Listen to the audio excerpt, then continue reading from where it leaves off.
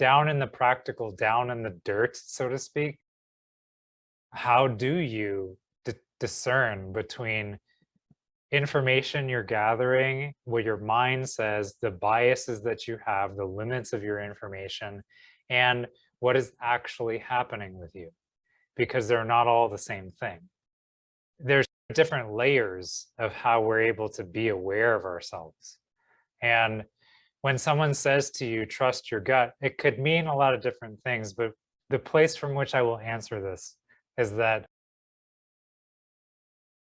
there is within us something that is so directly connected to everything that is unfolding that is not intellectual, that has nothing to do with the context of being human in the sense. There is a part of us that is operating just as an expression of just being. Like your breath happens not as a product of your intellect. You don't think about how much you're supposed to breathe. Your body is directly connected into existence in this way where there's no thought in it. You can think about your breathing, it changes your breathing some, but ultimately your breathing happens whether you're awake or asleep. Similarly, there is part of us that's operating, whether we are awake or asleep, that is just baseline connected to existence. From that deeper place, you already know exactly what to do. You have already made some kind of decision. It's just you don't realize what that is. In fact, there really isn't a decision because there's nothing to decide about. There is no difference in what's actually happening. Everything is just proceeding according to whatever is unfolding, and there is no conflict there. The conflict or the discomfort or the confusion arises from the place out of which the story or the notion of who we are arises. The conflicts we experience when we listen to information or are in relationship with someone or have to make a decision about something are all tied into this frame that we have about who we are and what we are doing and what our life is. That's a construction. It's a very practically useful, important, and necessary construction, but it's a construction nonetheless. It's like a simpler way to describe this would be, and this is inaccurate, but it's an analogy. I'll do my best. It's like the difference between software and hardware. So on a machine, in your computer, the technology that makes it possible for you to interact with something is software. That is an interface that takes the baseline underlying technology and translates it into a form that makes it possible to connect with other things. The hardware is created in such a way that it already does that, but it needs instructions on how to do it. So these two interfaces are working together, and when we talk about level of personality or the level of self-identification or ego, that's software.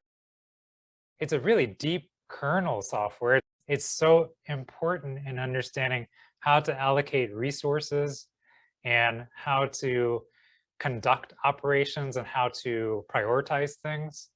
So it's a very important and necessary function of this whole system. But then below all of that, you have electricity, which is the foundation of what makes computers possible. And that's where we enter into the realm of mystery, because what exactly is that? Hardware is built to use electricity in a certain way.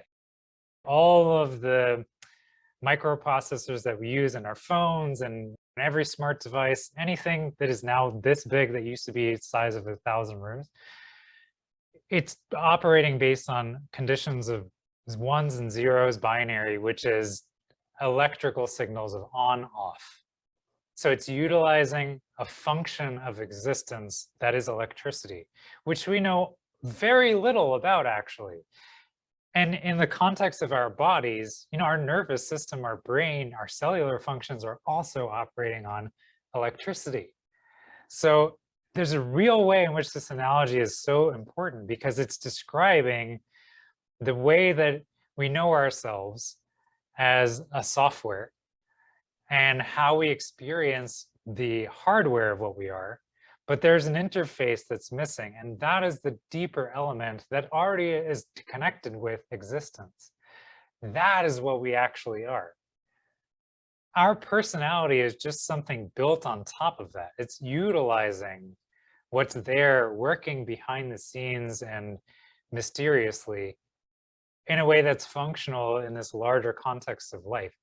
So when we experience a conflict and when we have to make a decision about something, it's this software version of who I am, version 9.9 or whatever it is, because it keeps getting upgraded, right? It keeps changing, hopefully, because you get new information, you get new upgraded software that comes in and shows you, oh, actually, this wasn't right, or this is what my bias was. Though that's what's actually making these decisions, but underneath all of that, there is a process that's taking place that's happening beyond the level of intellect. It is just awareness. Intellect is a function of awareness, right? Awareness is like electricity, like on, off is a function of electricity. Does that make sense? So when we practice, what we're doing is we are directly interfacing with the hardware and the software. When I say, notice the story that you have about what's going on with you, that is you addressing this sort of software level of who you are. When you can start pulling out different threads of what that programming is, like where did that story come from? What is that story actually resting on? Why is it there? What's its function? Could I live without that? Who would I be without that? If you can start asking these kinds of questions when you address these threads, they start to dissipate, and then you can start to have more spaciousness. And when there's more spaciousness, you're not operating from this functional software, this is me, this is who I am level. You're operating from that very deeper level, which is just, sometimes people call that flow or awareness or freedom or being, whatever, right? Or love. That's what love is, actually. It's like electricity, you know?